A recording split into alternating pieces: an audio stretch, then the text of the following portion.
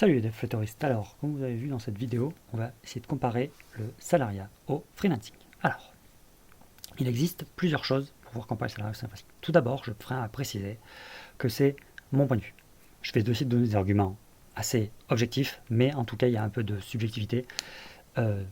J'ai un peu de subjectivité, vous allez vite comprendre pourquoi.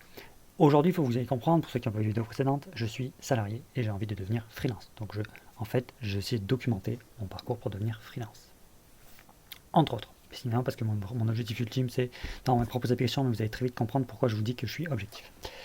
J'ai trouvé 3 points pour les différencier chacun. Et un point qui est vraiment, qui me ferait peut-être être salarié, vous comprendrez pourquoi.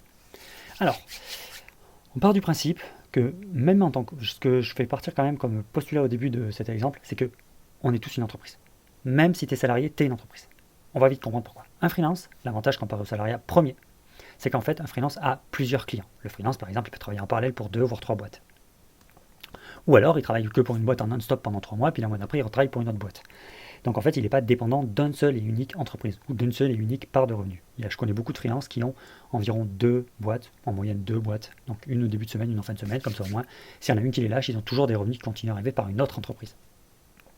Le salarié, lui, en tant que tel, un salarié, en fait, on n'a qu'un seul client, qui est notre patron, notre employeur, qui, lui, si lui commence à venir nous faire défaut sur le paiement, donc à pas pouvoir nous payer le salaire, ou à nous licencier, on n'a plus de source de revenus.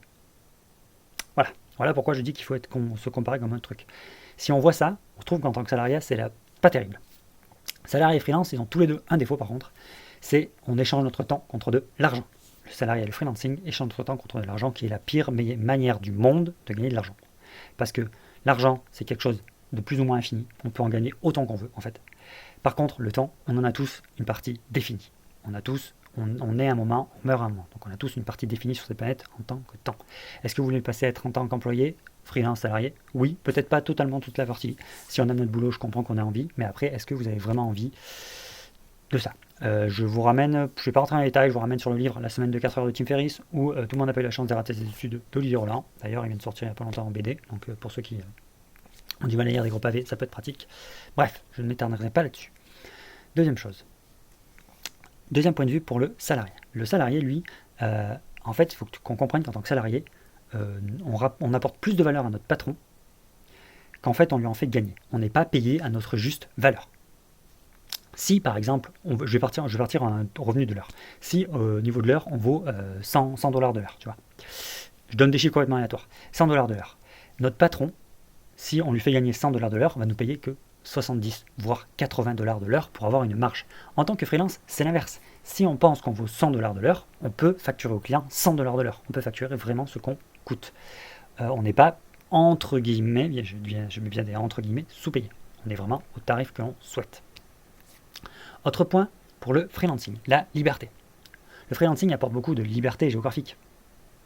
Parce que c'est quand même assez, même si aujourd'hui ça commence à énormément se démocratiser, c'est quand même plus facile de faire des missions en télétravail, en remote, je n'aime pas du tout le mot télétravail, donc on va dire en remote, d'où on veut, quand on est freelance, que quand on est salarié. Salarié, il y a quand même pas mal d'entreprises qui sont assez réticentes.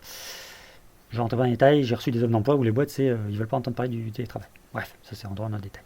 En tant que salarié, le freelance, on a beaucoup plus de liberté. On a aussi une autre liberté, en plus de la liberté géographique, qui est la liberté de temps.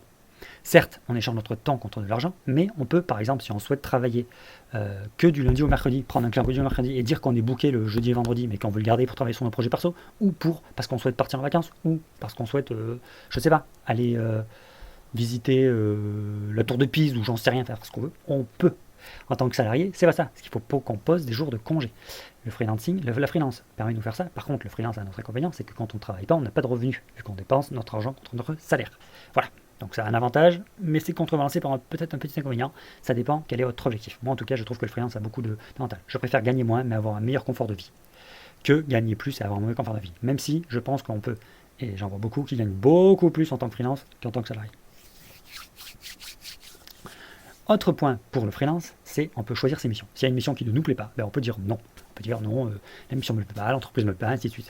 Si on est salarié, par exemple, pour une ESN ou une SS2I, je pense qu'on peut dire non. Je suis pas salarié pour une SS2I, je pense qu'on peut dire non, mais je pense que quand même les 3/4 du temps, c'est un peu eux qui nous imposent des missions, c'est pas nous qui pouvons choisir, alors que le freelancing, si on sait bien faire, les clients viennent à nous et on peut dire oui ou non à cette mission. Voilà, ça c'était pour le freelancing. Je pense avoir fait le tour, je ne voulais pas trop rentrer dans les détails, peut-être que je ferai une autre vidéo pour rentrer dans les détails. Et par contre, le salariat, il y a un point qui peut faire rester en tant que salarié, c'est si on tombe dans une entreprise qui a une mission de vie. Qui a une mission de vie, je m'explique. Chaque personne sur Terre a une mission de vie. On ne rentrera pas dans les détails de ce que c'est quelque chose qui... Les Japonais appellent ça l'ikigai, ça mélange notre mission de vie, la manière de gagner de l'argent, le plaisir qu'on prend, ainsi de suite. Donc chaque personne sur Terre a quelque chose qu'il adore en fait. Et il peut en faire sa mission de vie. Beaucoup de trucs d'ONG font des missions de vie. Je ne vais pas rentrer dans les détails, j'ai pas trop envie de m'écharper. Ce que je veux juste dire, c'est qu'en fait, on peut tomber dans des entreprises qui ont des... Ils disent tous des grands slogans, mais une boîte qui vend de la nourriture, elle vend de la nourriture. Je ne vais pas paraître dégradant par rapport aux entreprises qui font de la nourriture dans les usines, mais tu vends de la nourriture. Ok, tu arrives à nourrir toute la planète, ça c'est une très belle mission, mais est-ce que c'est vraiment une mission de vie? Est-ce que c'est quelque chose qui peut booster tes employés? Toi, ça peut te booster de vouloir nourrir toute la planète, mais tes employés, c'est un peu différent. Par contre, on peut tomber dans une entreprise, je vais en donner un exemple concret d'une entreprise, le mec, s'il a une mission de vie tellement forte qu'il arrive à la transmettre à ses employés, là, ses employés peuvent rester en tant que salariés. L'exemple numéro 1 pour moi, c'est Elon Musk avec SpaceX. Qu'est-ce qu'il veut faire? Il veut rendre l'espèce humaine intraplanétaire. Qu'on puisse vivre sur d'autres planètes que la Terre. C'est une mission de vie oufissime. Vraiment oufissime. Alors on n'aime pas, ça c'est autre chose, mais c'est une mission de vie qui motive d'autres gens à s'accrocher à sa propre mission de vie. Et ça peut être intéressant côté salarié, parce qu'en tant que freelance, on a notre mission de vie, mais on ne peut pas recruter d'autres freelances. Je pense que si, mais je veux dire, c'est pas nos salariés. On sous-traite à d'autres freelances. Donc côté salariat, si on a une mission de vie assez puissante, on peut, en tant que patron, avoir des salariés qui acceptent de rester salariés chez nous parce que notre mission de vie les motive aussi à travailler dans notre entreprise. Je ne sais pas si je m'explique bien. Ça, je trouve que c'est un point de vue propre au salariat. Après, personnellement, je n'ai pas encore trouvé énormément d'entreprises qui me motiveraient à ce point-là. Je prends SpaceX parce que SpaceX, ça pourrait me chauffer de ouf. Mais après, j'ai pas vu de boîte. Après, il y en a peut-être qui disent que Apple peut les booster, Facebook peut les booster, même si Facebook, on va éviter. Ou d'autres boîtes, ça peut booster, ça peut me donner un truc de vie, mais voilà, c'est ce que je veux dire. Donc en fait, c'est la comparaison entre salariat et freelance. Comme vous voyez, comme vous avez dû voir beaucoup d'arguments que j'ai donnés dans cette vidéo, moi, c'est le freelance qui me botte. Mais vraiment, le freelance, ça me botte de ouf. Dû au fait que ça apporte une liberté. Et en fait, la chose la primordiale pour moi, j'ai beau la tourner dans tous les sens, c'est la liberté. Même si je gagne moins de revenus, même si je veux avoir de liberté de temps et de faire ce que j'ai envie et de contrôler ma vie, en fait. Et de ne pas échanger mon temps bêtement contre de l'argent. Je veux bien gagner de l'argent, mais je ne veux pas échanger mon temps contre de l'argent que ça ne m'intéresse pas, ça me saoule, qui est un projet qui me gonfle, on va dire. Je vois aucun intérêt, j'ai pas le contrôle dessus, ça me prend la tête. Bref, c'est pour ça que freelance. Mais c'était la petite aparté, voilà. Donc j'espère que cette vidéo vous a plu. C'était pour faire des comparatifs entre salarié et freelance. Peut-être vous préférez le salariat, peut-être vous préférez le freelance. N'hésitez pas à le mettre en commentaire, je me ferai un plaisir d'interagir avec vous. Je peux comprendre qu'il y a des gens qui préfèrent le freelancing, le salarié, pardon. Le freelancing, c'est pas fait pour tout le monde du tout. Du tout. C'est une autre manière de voir les choses, c'est un autre point de vue.